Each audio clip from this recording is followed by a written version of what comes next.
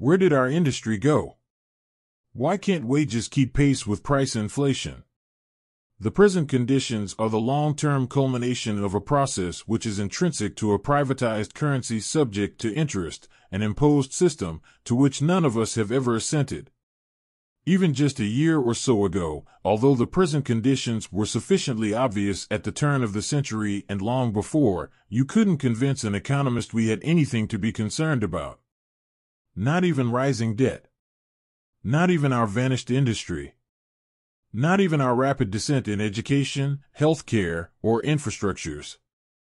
I've been formally warning of the consequences of this irreversible process since 1979, and less formally for 10 years before that. Today, 40 years of obstructed and actually deteriorating prosperity later, governors are holding emergency meetings and proposing to sell off state highways to meet budget deficits.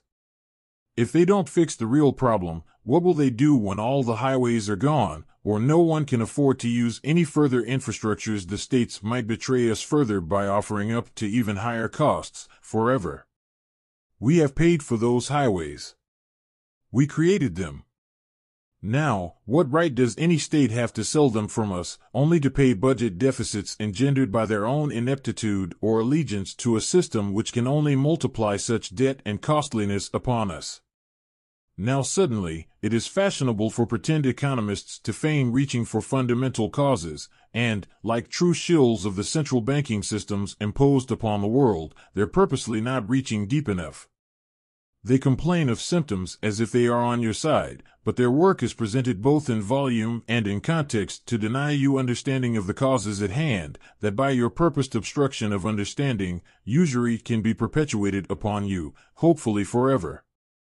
Humanity inevitably will rise above this self-imposed scourge. We will repulse usury, because no good thing we can intend to do can survive in its presence. I can save your state's highways and your homes if you will hear me out. You reach for fundamental causes, but not deep enough. The fundamental cause of all this is inherent multiplication of debt by interest, that we have tolerated a system which from its inception was purposed to take from us by multiplication of debt, and that this process of unearned taking from us can only drive up costs to us more so than it is mathematically possible for our wages to keep pace. All the things before you are to be expected. I'll tell you why. Any purported economy subject to interest can only multiply debt in proportion to the respective circulation, because such a form of circulation obligates us to maintain a circulation merely so that we can service debt, and because to maintain a circulation, we are compelled perpetually to reborrow periodic principal and interest obligations paid out of the general circulation, as subsequent sums of debt perpetually increased so much as periodic interest on the ever-escalating sum of debt.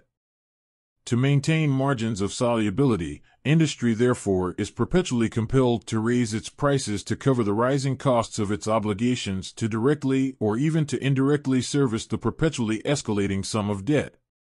This is the real, fundamental cause of price inflation. Why does industry leave? When industry can no longer afford to raise its prices because the indebted market cannot bear the necessary increases, it is forced to leave. And so our industry goes to countries where pretty young Chinese girls will work for 40 cents an hour, condemned to work on the streets if they ever violate the rules of the slave market and lose their license to work. Why can't our wages keep pace with the rising costs of servicing the ever-escalating sum of debt? Our wages cannot keep pace with the rising costs of servicing the ever-escalating sum of debt, because the nature of the process is to multiply debt in proportion to the related circulation. What is significant about a process which multiplies debt in proportion to the related circulation? If maintaining a vital circulation inherently multiplies the sum of debt in proportion to the circulation, then ever more of the circulation is dedicated to servicing debt, leaving ever less to sustain the industry, wages, etc., which are compelled to service the debt. That's really pretty simple, if you think about it. So what else might happen if you perpetually and irreversibly multiply debt in proportion to the circulation? Ultimately and inevitably you generate a sum of debt which the system can no longer afford to service. And that day is here. It's time to wake up, folks, It's time to do something about it, and mathematically perfected economy is what you have to do. As Larry Ward said, all the economic solution that any of the present lot of pretender candidates can promise you is a deck chair on the Titanic.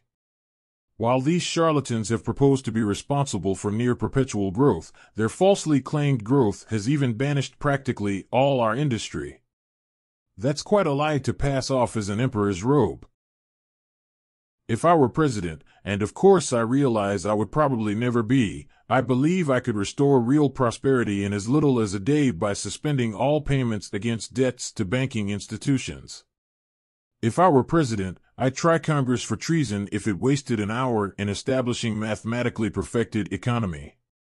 If I were president, that's right, I don't capitalize the title here, I would guide you through a painless, brief transition period, where, having your debts to financial institutions suspended, you would immediately have far more to spend than you can now. I would restore to you the savings you have been deprived by usury, that you can live the rest of your lives without social programs. I would refinance all your debt without interest. I would pay off your public debts with a irredeemable promise to pay. I would reschedule your payment of debt to the rate of consumption of the related asset, that for instance a $100,000 home with a 100-year lifespan would be paid off at the overall rate of $1,000 per year, or $83.33 per month. There is no reason why the candidates before you cannot do this, but that they serve your usurers. It's getting late, folks. If you don't want to lose your country forever, it's time to assert your right to mathematically perfected economy. Mike Montagna, founder, People for Mathematically Perfected Economy, author-engineer of Mathematically Perfected Economy, 2009.